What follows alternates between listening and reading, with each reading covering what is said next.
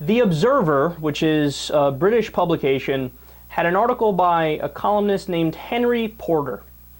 This guy called for an international intervention into the United States gun epidemic. Isn't that amazing? Like, first of all, the thought never crossed my mind. And all I do is immerse myself in politics and economics and stuff like that on a daily basis. You guys are well aware of that. That's why I do what I do, right?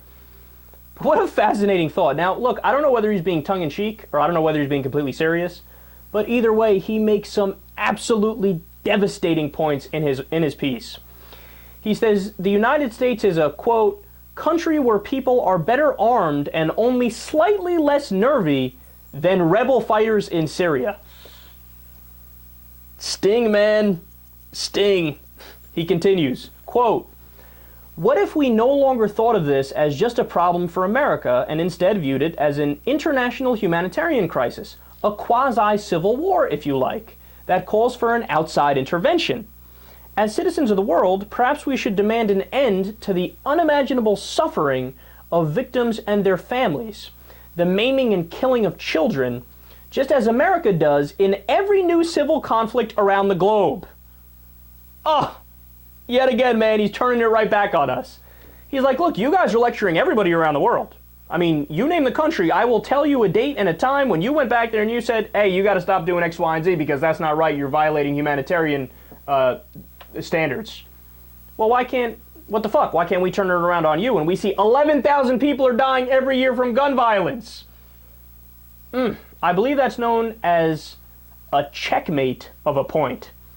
There is no rebuttal to that.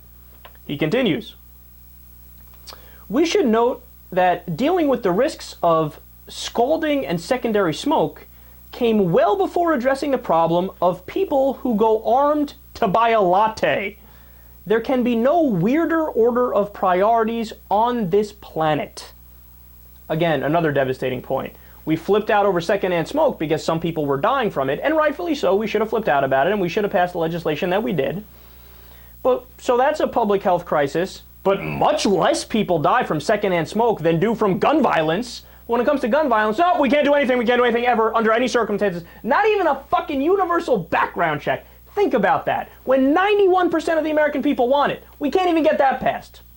Gee, I wonder if it's because the NRA, which is funded by the gun manufacturers, has bought our politicians, and it gets our politicians to do their bidding. There have been fewer than 20 terror-related deaths on American soil since 9/11, and about 364,000 deaths caused by privately owned firearms.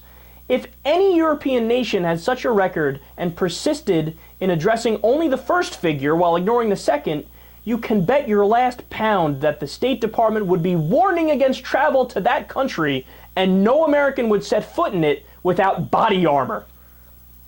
Yet again, man, that is an absolutely inarguable point.